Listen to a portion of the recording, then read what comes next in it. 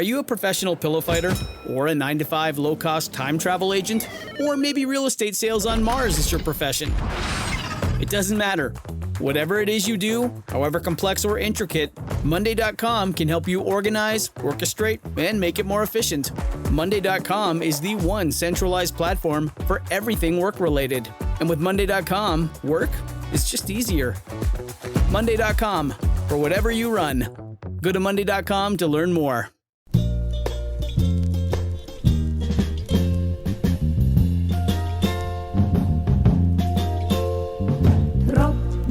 Regen auf mein Kopf. Hinter der Deckel muss es die kleine Fahrt beim Topf. Geht mir kein Sach nicht, die Tropf. Hey everyone, welcome to Kill Me Now with Judy Gold. I'm your host, Judy Gold. Ding. And this week we have part 2 of my interview with really just an extraordinary person, Margie Haber, who I hope you enjoyed part 1. She's really fascinating. And there's a lot of interesting stuff in part 2. This is what I'm doing. I know it's the beginning. I'm putting my dates out because I need to fill the seats with the dates. And, you know, I do post on Twitter, but it's really, I don't know, like I'm having such agita about the hate speech on Twitter, and I really can't stand Elon Musk. He's just like a fucking spoiled brat who came to the playground and has to ruin everyone's time and be a fucking bully. It's just, and with the anti-Semitism is really fucking pissing me off, and all the hate speech. So I'm just doing my dates just so I get them out. December 14th, that's December 14th, I'm at the Chosen Comedy Festival in Miami Beach. The 15th, though, I'm going to Boca. So please come see me at the Boca Black Box in Boca Raton, Florida. I didn't do a one for the Chosen Comedy Festival. It's all Jews. So Boca Black Box on, I think it's a Thursday. It is a Thursday night at the Boca Black Box in Boca. And then I'm doing a Very Judy Christmas on the 25th in New York City at Stand Up New York. And then January 21st, the Sellersville Theater in Sellersville, Pennsylvania. And one of our podcast guests will be opening for me. Kirsten Michelle. Is it Kirsten? Kirsten Michelle Sills, who's fucking, I love her. She's really funny. And then January 26th to 6th, oh God, I can't talk. January 26th to the 28th. Through the 28th at the Comedy Loft in Washington, D.C. And I'll be in Avenel, New Jersey, right by where I grew up, on February 4th at the Avenel Performing Arts Center. So anyway, those are my dates. So I'm going to say them again at the end because I have to use the platforms, people. Anyway, so it's been quite a week. Like I am 60, as we all know, because I had my birthday. And then I'm also like really upset about what's happening. Like, I don't know how Alex fucking Jones still has a platform. And everyone keeps reporting about Alex Jones, Kanye, the fucking, who walks around without his face covered. Like, I can't stand these fucking people. They're so anti-Semitic. Nick Fuentes, he's 24 years old. Like, where's his family? He's 24. You think he's not enjoying every fucking moment of this shit? Ugh, I can't. And that Lauren Boebert one, I can't. It's just, I don't know if anyone else is feeling the same way, but yeah. So that's that. I don't like the cold. I really, I always said, I'm never going to go to Florida. I'm never going to go to Florida. I'm never going to, not have seasons. I really like having seasons. I like, changing my closet. I don't like it anymore. I don't. I really, does anyone else feel that way? I just want it to be the same weather every day. I'm getting old. I'm really feeling the elderly inside of me, but I'm still very immature. I'm very immature. What else is going on? I don't know. I am writing thank you notes now for all my beautiful, I got some really unbelievable gifts, which I'm not I always feel a little guilty with the gifts because there's so many. I know this is so vomit. You're going to vomit. So if you're eating, I'm just letting you know you're going to vomit. But I do feel like so many people have nothing. And even though I have one bathroom, I do have a beautiful Mont Blanc pen now from Elisa's parents. And I fucking love it. And I'm just using it all the time. And no one's allowed to touch it. Even though I noticed that Elisa came in into my office / other bedroom and used my pen and wrote in my notebook. But she did write, "I love you, Judy Gold," with a heart. So she's not getting in trouble, but no one else is touching my pen. Okay, so I don't know what else to tell you. I'm cold. I hate everyone. It's the usual shit. And I'm telling you right now, because I'm pre-recording this, I'm going for my skin check to make sure I don't have any sun damage, which is something everyone should do. So listen, I want you to sit back. I want you to relax. And I want you to enjoy part 2 of my conversation with Margie Haber. I love you. Should we go to my 30s and let you know about that? Okay, so you're now in your third. Everyone, let's try to. Marge is now in her 30s. Okay. So you stay out there. You didn't ring the bell. Marge is in. But did you? So once you got this job and you settled in, did your life calm down and become more normal? You mean outside the show business thing? Yes. Yeah. Well, I lived with Mary.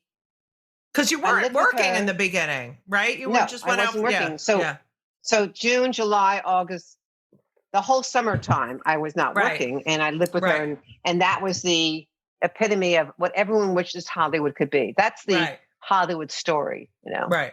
That is quite something. But then in September, I think it was around November, I moved out and found a roommate that I found from an acting class I took. And then I became friends with Sherry Lansing, Sherry Lansing. Oh, yes. Jewish. Yes. And yes. Bet because she was in my class. Yeah. The irony of the whole thing, I got to say, the irony of the whole thing is Sherry Lansing. It's worth mentioning because what a woman I met her when she was in class. She was an actress. Both of us were acting. And we really connected really well. And many, many years later, she became president of 20th Century Fox and president of Paramount Studios. And when I wrote my first book, which is right here, How to Get the Part Without Falling Apart, that was my first book 23 years ago. I had called her up to see if she would write something on it. Yeah. Yeah. Anyway, but I called her and I had not spoken to her maybe in 15 years. Okay. That day I get a call I left a message in the morning. That day I hear, "Hello, Margie? Yeah, it's Sherry." Sherry. No secretary. No, excuse me, Sherry. Right. Wants to call you. I mean, the woman is the at that moment. Right. President of Paramount Studios. Margie, I am so proud of you I cannot believe that you wrote this fantastic book. I'm like thinking, is she kidding me? She's proud of me? I said, how can you say that? You're the head of Yes, yeah. But you are, you're so wonderful. It was such an incredible human being. And so that was my and so Hamish, speaking of Hamish. Thinking of Hamish. Yeah. It's so sweet. So anyway, that was what came out was with that. And then here's another moment of pinching yourself.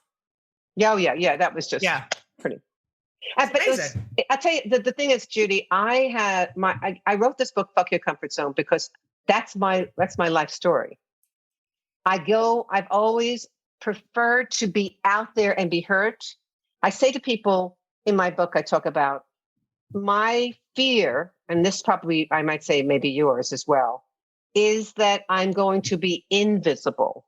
Irrelevant. Yes. Yeah, most people's fear are they're going to be visible. They would rather stand on the sidelines. Well, I am so afraid of not being seen.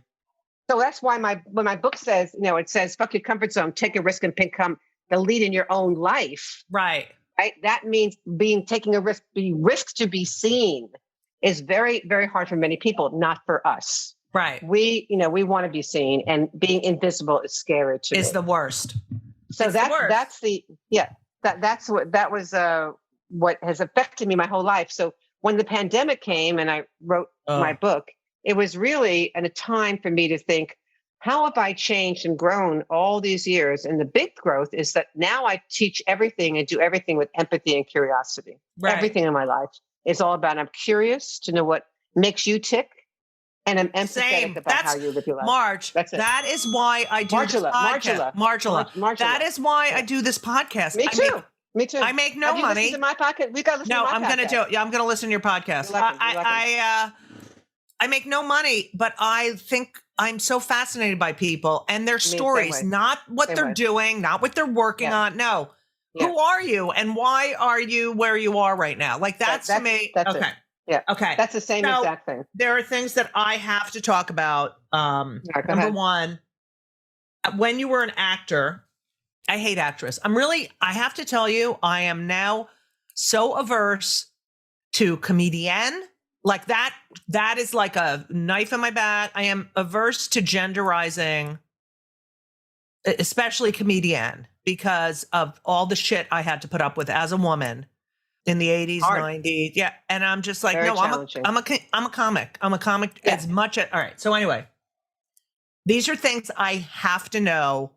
Okay. I don't even care if the people listening give a shit, but the fact that you were on Barnaby Jones, I love that show and Emergency, and you were on Emergency. I mean, this is the shit I grew up watching. Okay. I didn't think the podcast would be this good. I knew it would be good, but I never knew we'd become best friends from it. Judy, I'm coming. I'll be in New York next week. Hopefully. Marge, I need you. I'm writing a show and I'm in a fucking writer's block. Shit. They have to give me a cell phone number afterwards. Oh, Marge, okay. Margula, best friends. Go ahead. Unfucking believable. Okay. Barnaby. My first. So yeah. Well, it was the very beginning. I had no idea what I was doing. I think I had one or two lines. I was so freaking scared. I think I was a receptionist. I had to say, yes. Hi, Barnaby Jones' office. Hi, Barnaby Jones. I didn't know what the fuck I was doing. I was so scared. But the funniest thing of all was my first TV show. Okay. It was Matt Lincoln. It was Ben Casey, the guy, Ben Casey, Vince Edwards. Yes. He did another show called Matt Lincoln. So I want to tell you the story. It's so funny. I'm going to show it to you. So Vince Edwards, it was my first TV show. I'd never done anything before. I was a teacher. What can I say? That was me. All I had to do was walk. Okay. All I did was walk down the outside to the bleachers with the star of the show, Julie Gregg. This is what happened. I'm walking. I'm so nervous. They said, and action. And I'm walking really fast. And the director says, cut. Margie, not Margula, by the way. Margie, you're walking a little too fast, okay? Can you just slow it down? Walk slow.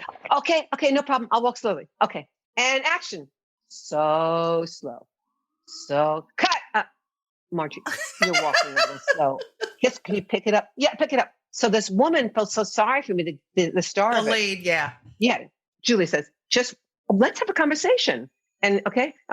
So how have you been, Margie? Good. So what do you do? And it was natural because I didn't have to worry. I wasn't right. The critical parent, right, and the fearful child were not operating. The voices were low. All I could hear when I was walking, am I doing it right? What does he want me to do? Critical parent. Oh my God, what if I do it wrong? As soon as I got to the funny part about it, really, it was so funny, was I'm sitting there on the bench and Vince Edwards, Judy, and I were doing the scene. And he was looking, what he did is he had his paper right underneath. So he never memorized. Oh. And he never looked at my eyes. He looked at right in between in my right, the frown here area. Right. And it was like, I couldn't even believe this guy. Talk about no connection whatsoever. So that was that. Emergency was really fun because Emergency. Oh, that show listen, I love that show. So I've got to find it and send it to you. You'll be cracked. I have to. So it was my friend Paul Ryan, who was Jewish. His name was Bernie Feldman. He also passed away a couple of years ago.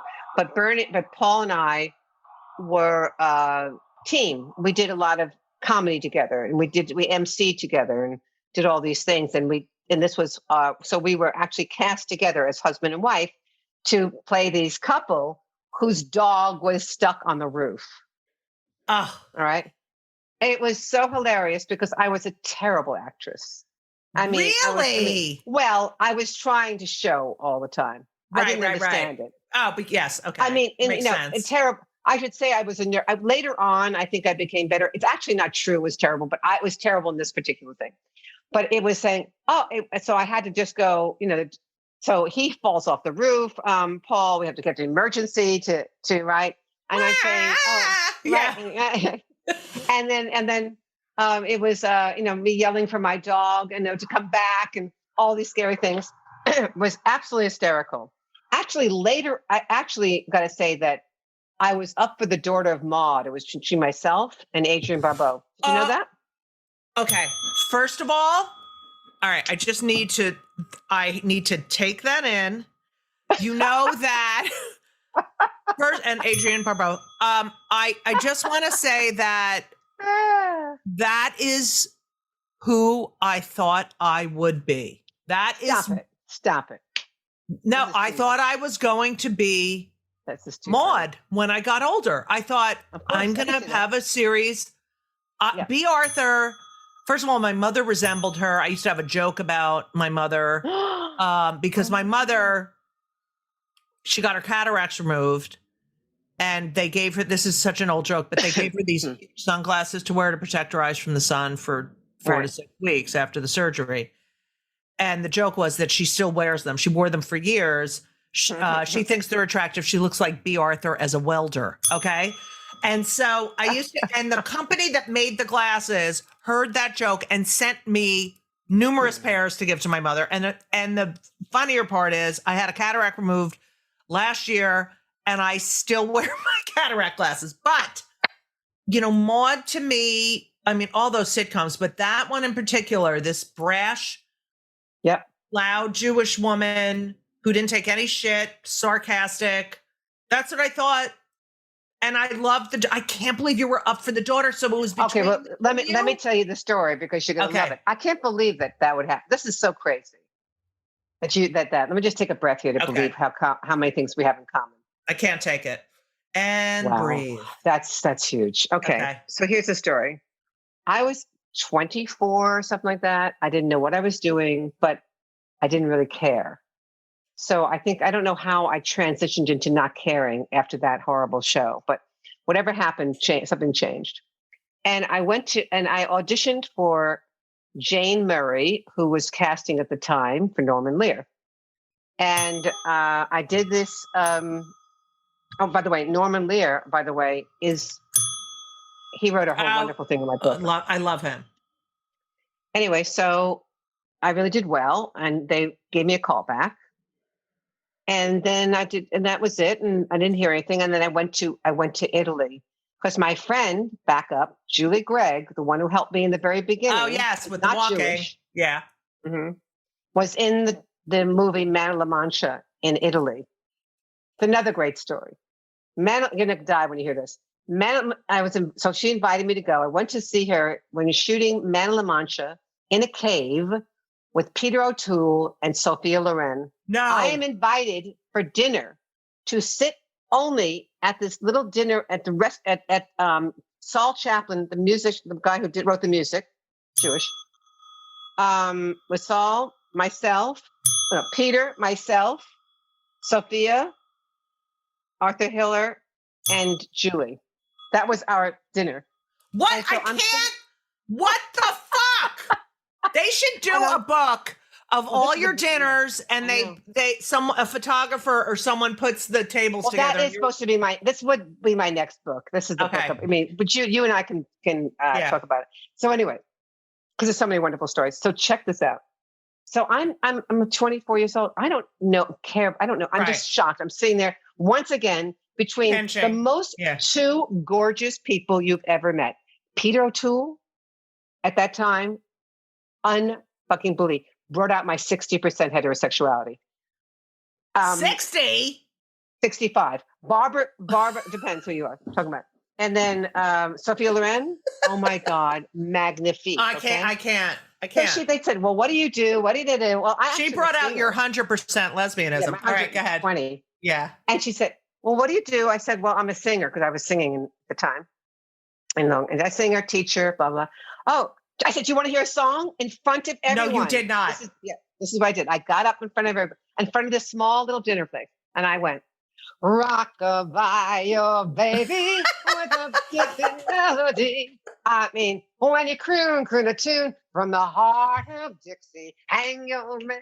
I mean, I was like. Were you wasted? I just had no inhibitions. Oh, wow. That's no inhibitions. Yeah. I had no inhibitions. I was crazy. I mean, it was like, do whatever. Luckily, they thought it was cute, but it was really whoever would do such a thing. So I went back to end the story. I went back to LA, and right afterwards, I get a call that they want me to do a screen test for. No. Yeah. Okay. I have one question. How the goodbyes at that dinner, were they like, and bye, nice meeting you? No, like, no, I just think that they thought they got a kick out of me. Who does things like that? No, I think they got a kick out of me. Okay. You know?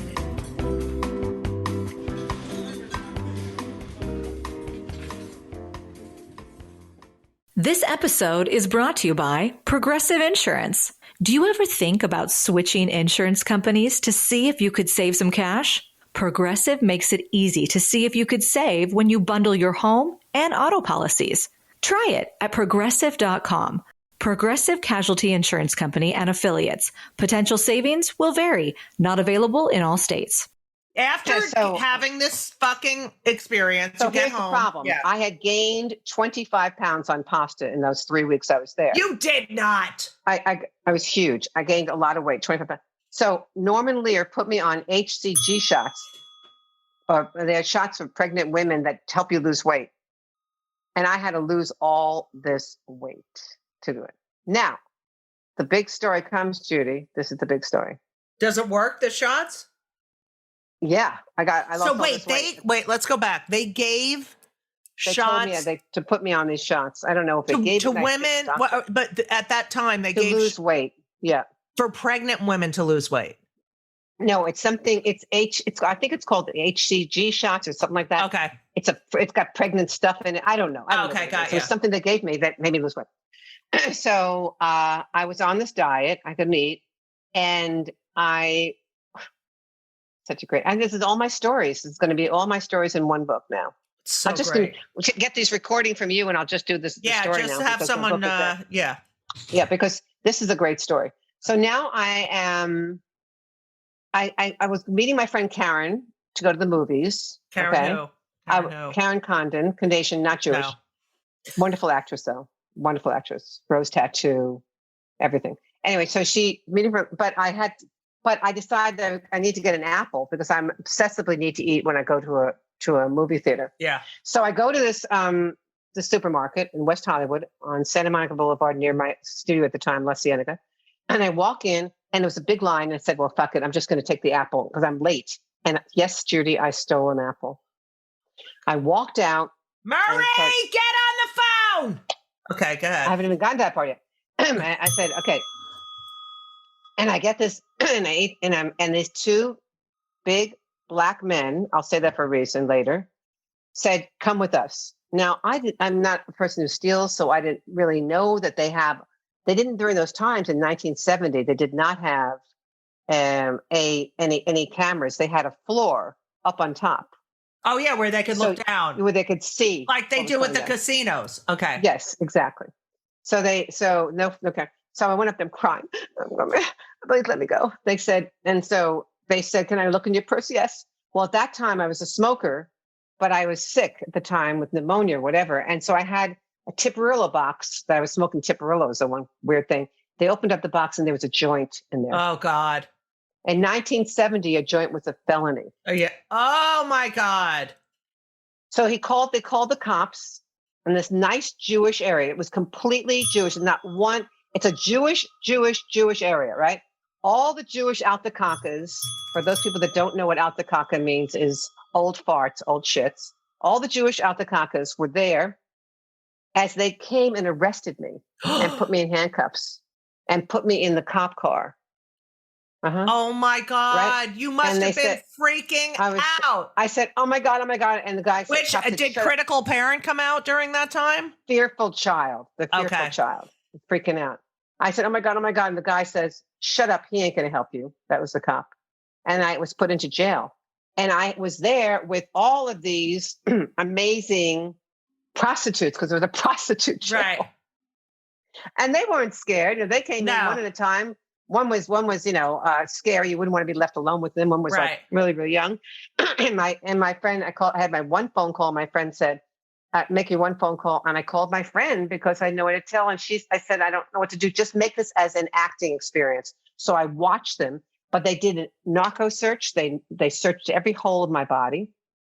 Because I was up for, I was up for something really bad. They put me in jail with this roommate that was a hard chick.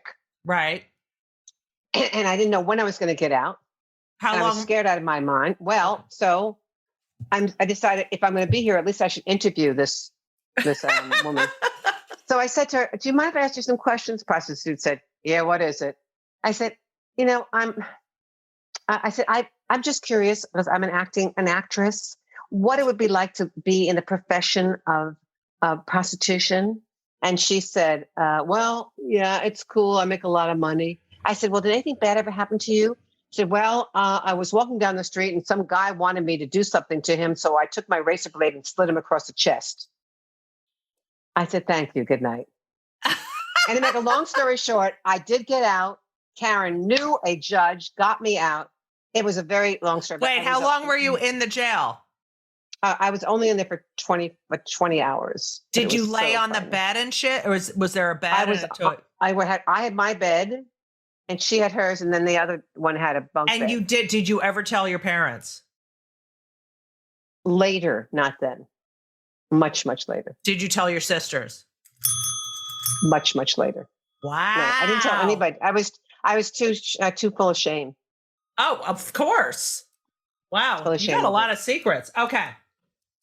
You decided that acting was too competitive. You wanted other people to succeed. Acting is so competitive, and I want people to succeed. Yes. Yeah. Okay. So you opened the studio. 1986, I believe. Yes. And you start this acting studio, which I'm so upset that I did not, when I lived in LA, did not go to. I went to, what's his name? Skinny for auditioning. It was an audition class. That's what mine was. I know. Skinny. Skinny. Oh, come on down. That guy. Jewish guy. Fuck. Okay. Steven. It began with an S. Okay. You end up coaching Brad Pitt. Brad Pitt and Michael Easton were both up for the same role in Thelma and Louise. Correct. And you coached Brad? Both of them. Yeah. Well, what happened? For the same part. Yeah. So it's a wonderful story because for all people that are listening, with all the fun we've had today, which we've had so much fun, you and I, everybody has something special, right? It's my job to bring that specialness out. Whether you're an actor, whether you're just a regular human being, whether you're a person who does speeches, a corporate person, I'm there to help you bring out the beauty of yourself, right? And he came in, he was adorable. He had a twinkle in his eye. What was great about him is he made me feel special. And that's hard to do. Yeah. I hope I'm accomplishing that. Okay, go ahead. Yes, I do. I feel the same way. And it was just a wonderful experience because he was very young. He hadn't done very much. I think he did some soap opera stuff. But when he was in my class and then he got this audition. At the same time, this other guy who'd been with me longer, Michael Easton, right, also got the same audition for Thelma and Louise. But Michael's essence, was much darker than Brad's So what all I had to do with Brad was to encourage him to bring out his playful child and help him to make the relationship the most important thing. With Michael, it was much different because his was letting go of his darkness, Right. and allowing himself to find that twinkle. Michael Easton ended up doing soap operas for many, many years because it was really kind of his thing. Right. And, obviously Brad booked the series. I mean, I remember seeing him in that Booked the film, and yeah. Louise and going, oh my God. But doing that slice with him where he gets up on the bed and he's playing with we're playing with the hairdryer. I mean, it's all because his willingness, like I say to all of you that are listening, it's about willingness. The willingness to jump out of your comfort zone for some people is a willingness just to raise their playful child. All right. So you bring all this incredible stuff out of people. And I get it. I get the timing that you come out in your 30s. Yeah. And you've also been in therapy. I'm also Miss Therapy. I started when I was 18. Yeah. At my 50th birthday, the invitation said that we were celebrating 32 years of Judy being in therapy. Okay. Yeah.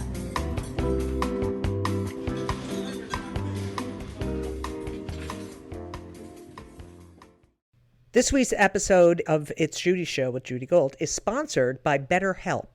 And if you know me, which I think you do because you're listening to my podcast right now, you know that I am a big advocate for therapy. I think it benefits everyone.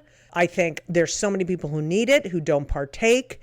It is so important for your emotional health and well-being. Therapy is fantastic. It is in every stretch of the imagination. And if you're thinking of starting therapy, please do it. But please give BetterHelp a try. It is entirely online. It's designed to be convenient. It's flexible. It suits your schedule. You fill out a brief questionnaire to get matched with a licensed therapist, and you can switch therapists anytime for no additional charge. I have switched therapists in my life.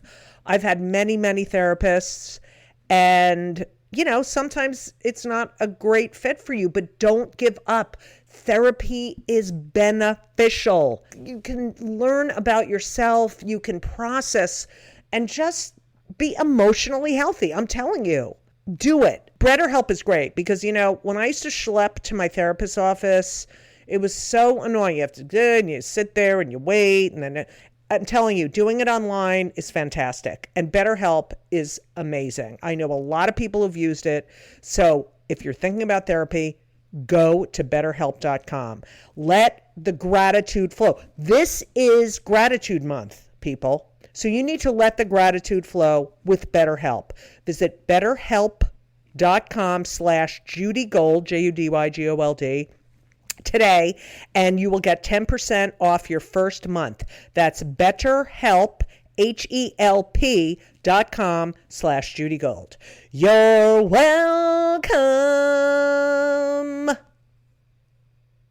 So you come out, you realize you're a les. You go to Indonesia. And when you go to Indonesia to teach, you come out immediately. I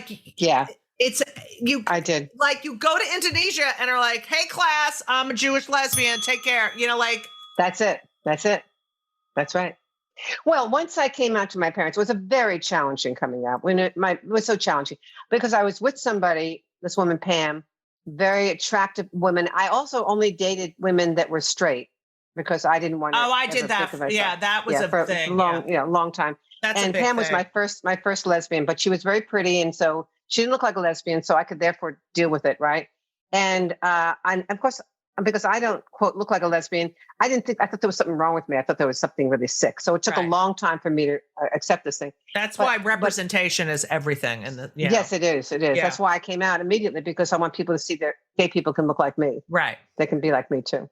So when I came out, I was living with this woman, Pam, for a few years, separate bedrooms, all that crap thing that you have to do.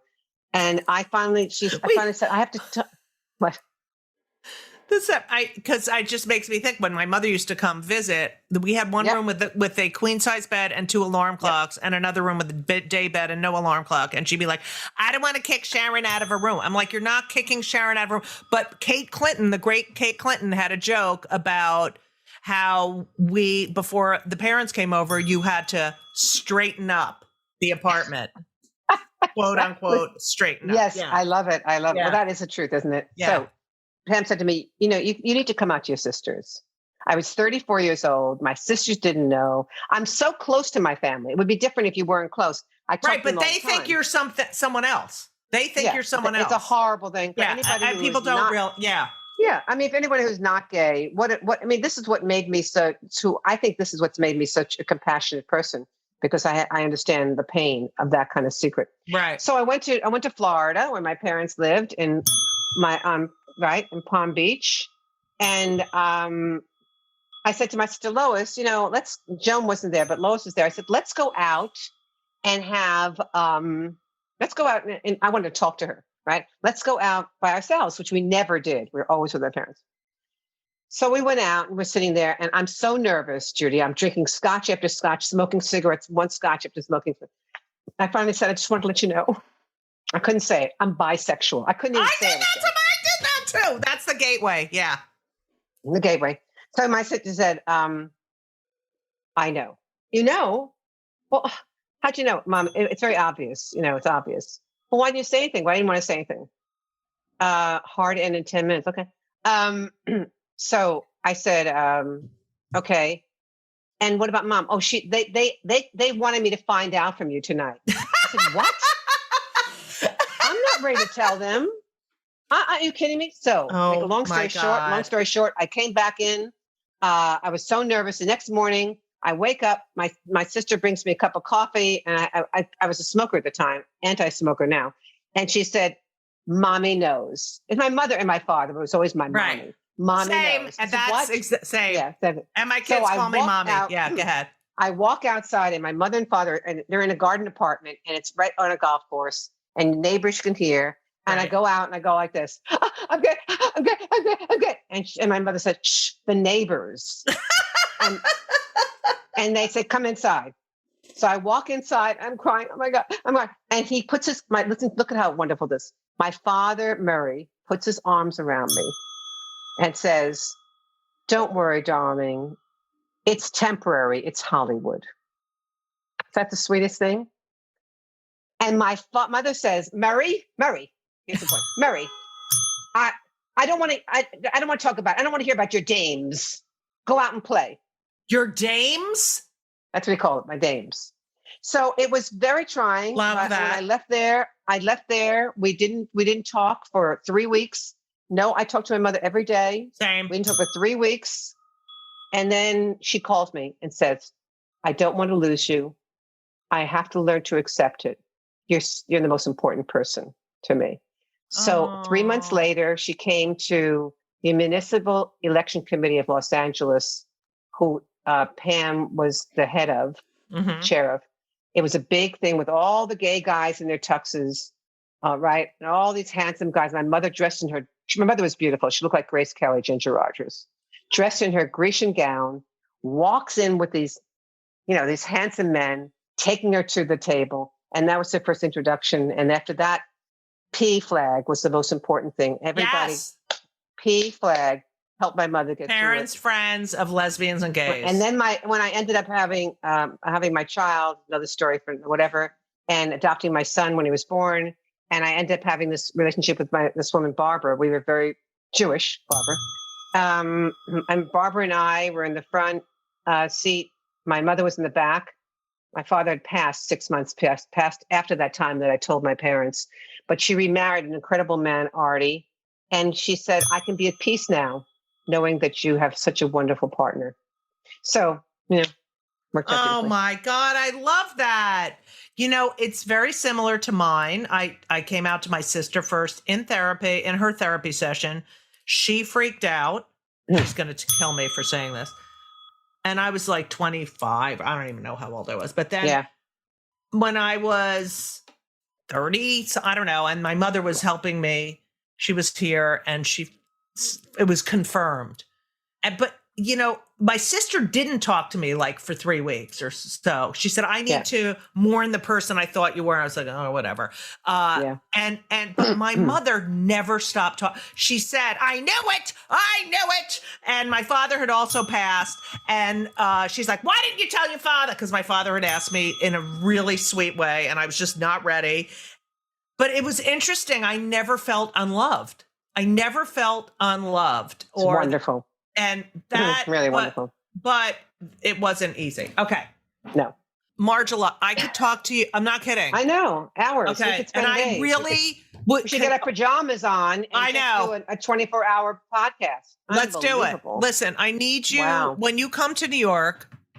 I am writing something and I'm having blockage. And I really would love to talk to you about it because I think you can unblock me. Now, I always ask my podcast guests 2 questions, but I know we only have a few more minutes left. I just want to say my best friend of my whole life, my best friend died of ALS. Your friend Neil died of ALS. Oh my God, what is happening with us? And this is freaky. And I dedicated my book to him. And I read about your friend Neil, and I was just like, oh my God, this woman and me. Okay.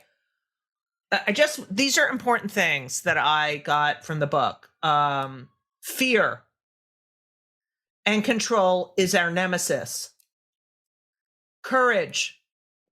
You need to have the courage to fall in love with yourself. Worrying, negatory. Bring who you are to the life of the character. I think that is a sort of a recipe for life. Bring who you are to the life of the life, everyone should read this fucking book. Yeah, it's an amazing book. And you call yourself, a behaviorist, which is so true. You are teaching people how to behave and like the noise and how the noise affects, and you can't have that. I remember during the AIDS crisis, someone saying, you have to, and I would tell my friends with AIDS, you're bigger than this virus. Like you have to look at this virus as it's a thing, but you're bigger than the virus.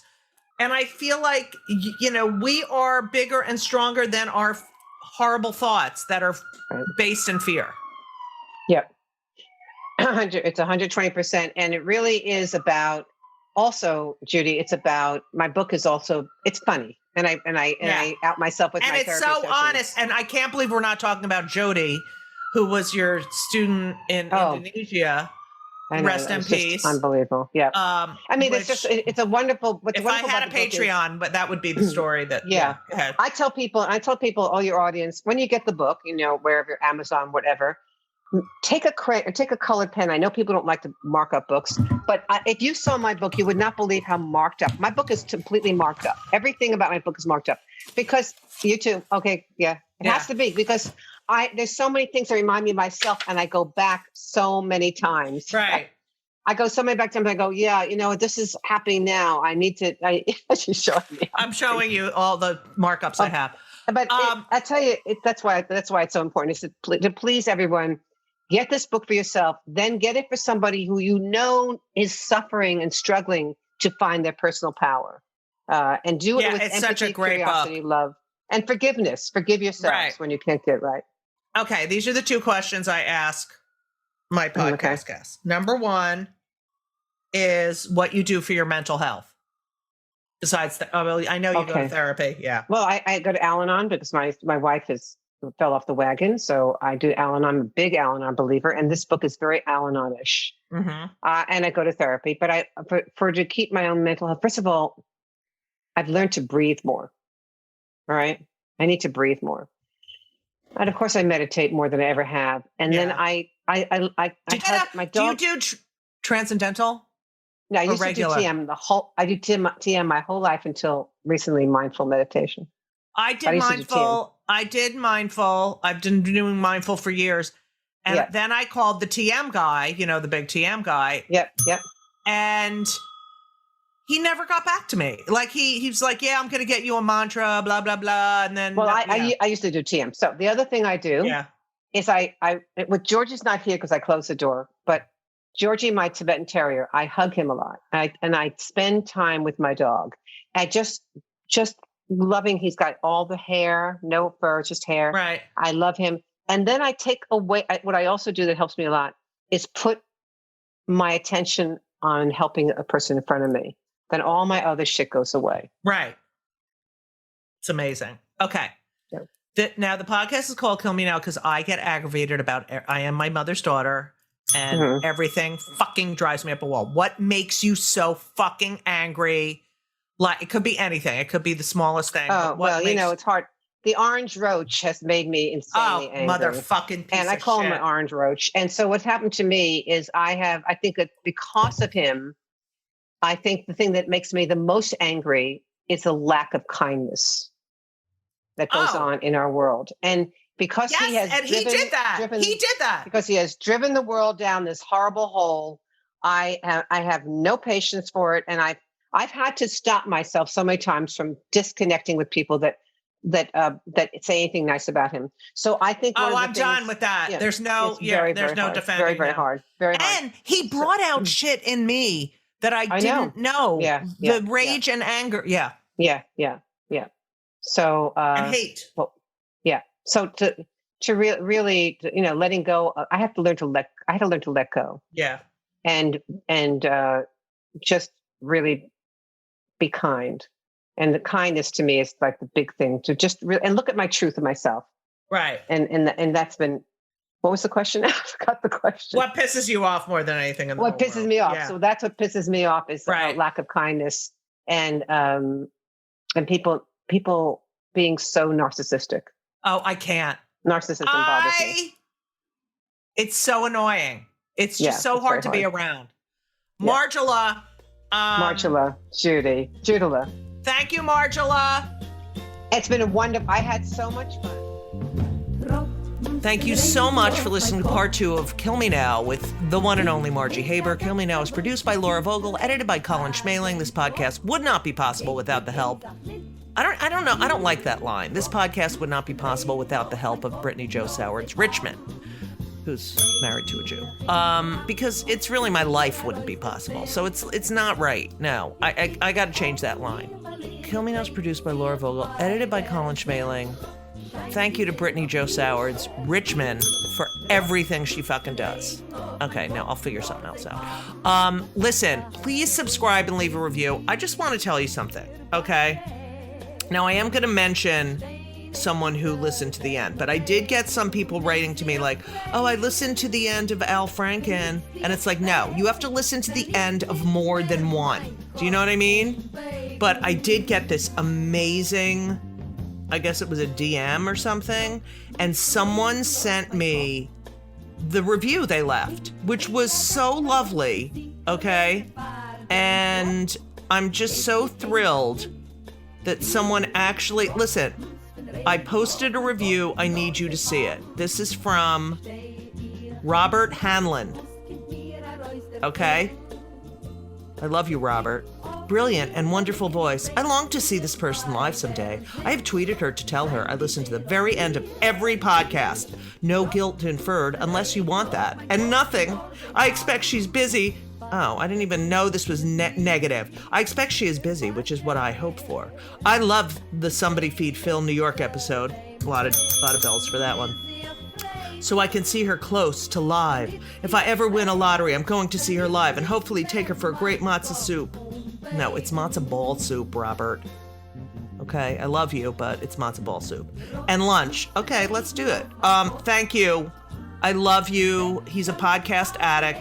Robert Hanlon, you are getting a huge shout out because you did what I ask everyone to do, which is subscribe and leave a review because it helps more people find the podcast. And I can sort of make ad revenue, which is not working. So, yeah, it's very helpful. So thank you to Robert Hanlon, who we're not getting matzo soup because that would be boring. That would be like matzo with fucking chicken stock on it. Okay? No. We're gonna get matzo ball soup. It's a whole other thing. So, do. Anyway, that's it. So please come to my shows. I am in Florida, as you know, the December 14 and 15. 15, I'm at the Boca Black Box in Boca Raton, Florida. I'm in Sellersville, Pennsylvania, January 21st, January 26th through 28th, the Comedy Loft of DC, Washington, DC, and February 4th, Avenel Performing Arts Center in Avenel, New Jersey. I have a new off-Broadway show that will be coming out very soon. I'm going to do the announcement next week. And that's it. I don't know what else to tell you. Thank you. Thank you all for listening.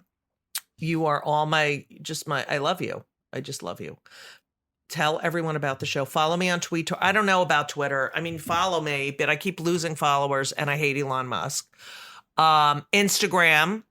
I'm still there at Judy Gold, JEWDYGOLD, because I'm Jewish and I'm proud and I'm going to keep calling myself Judy. And you can all go fuck yourselves if you're an anti-Semite. Go fuck yourself. Live without all the contributions Jews have made to the world and see how great your life is. And if you hate gays, do the same thing. Live without all the contributions. If you hate black people, live with all the contributions. Your life will be shit. Shit. If you hate Asians, same thing. If you hate Latinx, go have fun. Go have fun living your white, boring, fucking mayonnaise, white bread bullshit. Anyway, so I just wanted to end on a positive note. But yeah, check and go to my website, judygold.com, all upcoming virtual and live events. And just so you know, I started doing more shooting the shit in the bathroom. So, yeah, that's it. Thank you so much for listening. And as we always say, so long.